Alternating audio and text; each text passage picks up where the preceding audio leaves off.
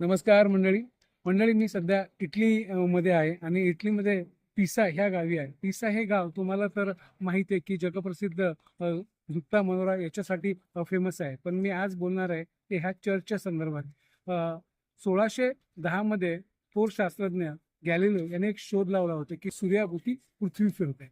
पण हा शोध आपल्या ज्ञानेश्वर माऊलीने 1210 मध्ये त्यांच्या ज्ञानेश्वरीमध्ये 4थ्या अध्यायामध्ये 99 ओळीवर लिहिलाय. आणि कर्मस्थाच्या उद्या जैसे न चालता सूर्याचे चालणे तैसे निष्पत्व झाले. म्हणजे हा शोध माऊलीने 300 वर्षापूर्वी अगोदर लावला होता.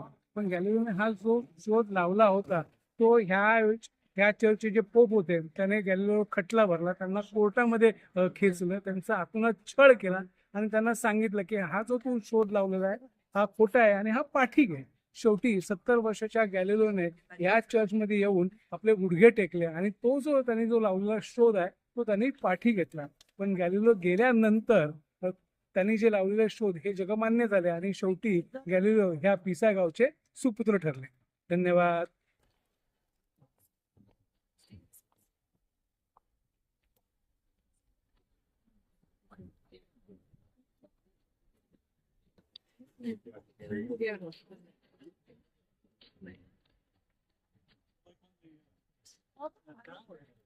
In one of the